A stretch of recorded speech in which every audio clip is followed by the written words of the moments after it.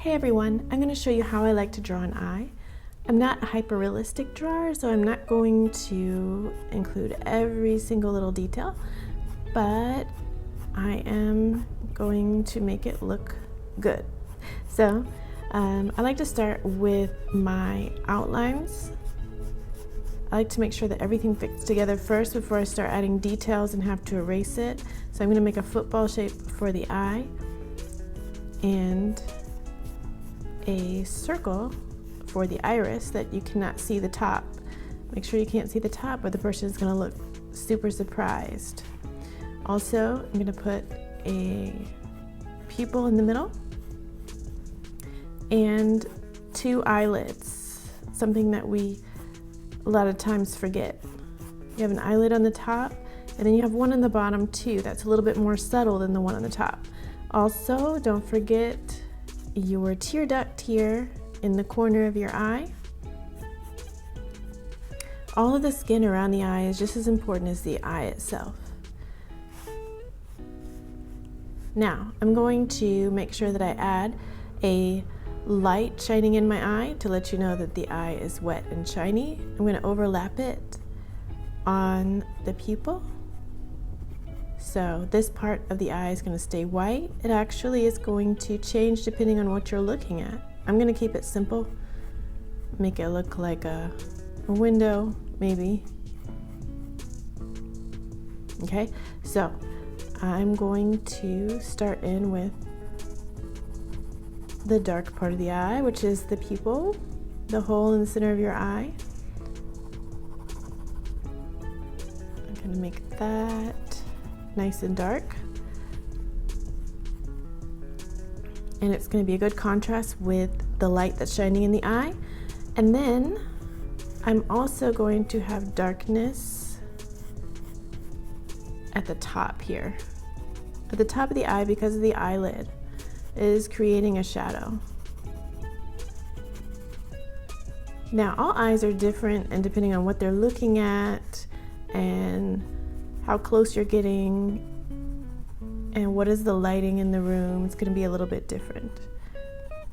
But I'm going to keep it pretty simple, and I'm going to have a little shadow at the top of the eye. And then around the edge of the iris, I'm going to make it a little bit darker.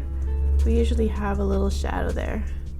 Well, not a shadow, but a dark edge, or darker than the eye, but not necessarily as dark as the pupil.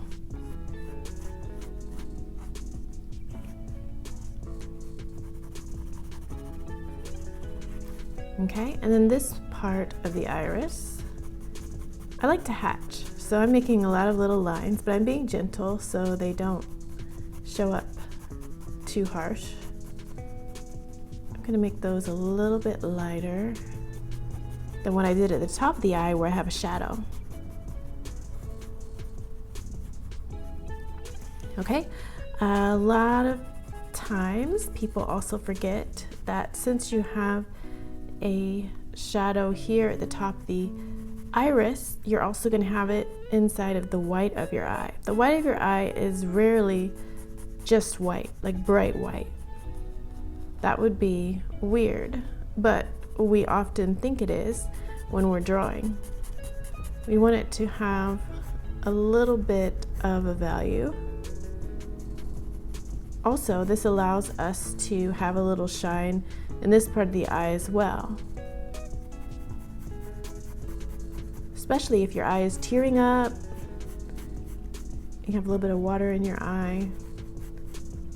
You might want to show that, and you can't show that unless this part of your eye, the white, has a little bit of value into it. I don't have to make it super dark, but just a little darkness. And I put a little light over here. I don't know if that makes sense being there or not, but it looks right now.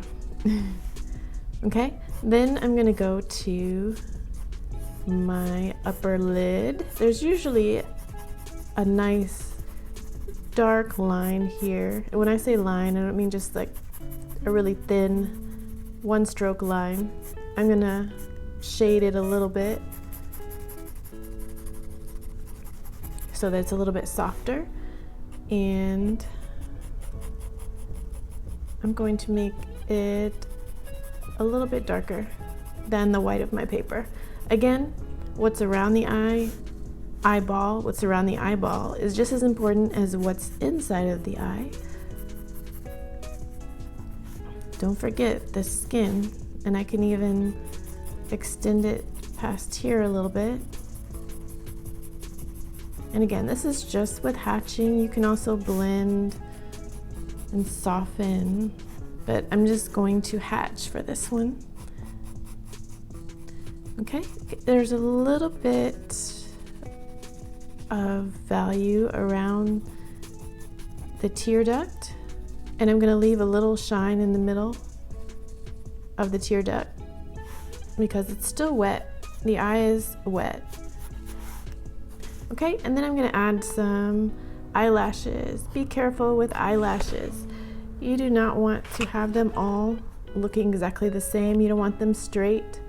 They bend a little bit, they curve. Some of them stick together, and some of them are off on their own. And it's going to come down a little bit into the white of the eye.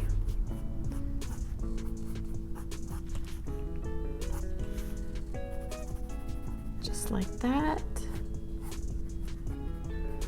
And I might even have a little reflection here in the light of my eye.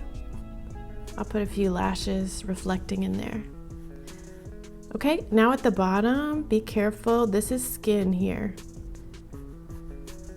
We want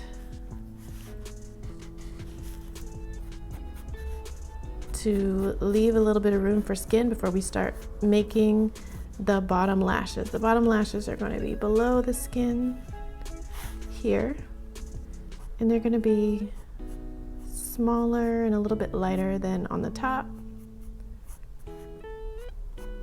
But again, they curve, and some of them stick together, some of them are separated. And I'm not just going to leave it there. There's still some skin under here. I'm going to lightly color this in with my hatching technique. This is an eyelid down here. It's going to have a little bit of a pouch. Even if you're young, you still have a little bit of a pouch there, just not as prominent as the one on the top. It's going to be gentle.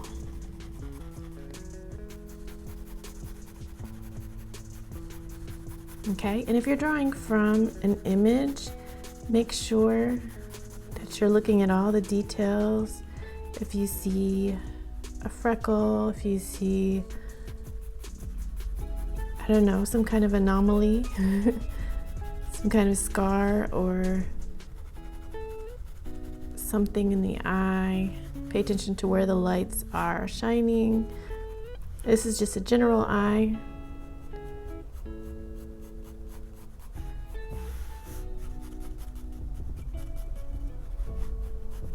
Okay, so every little detail around it is important. A lot of times we just focus on the shape of the opening of the eye and the iris and the pupil, but all of the skin around here is just as important.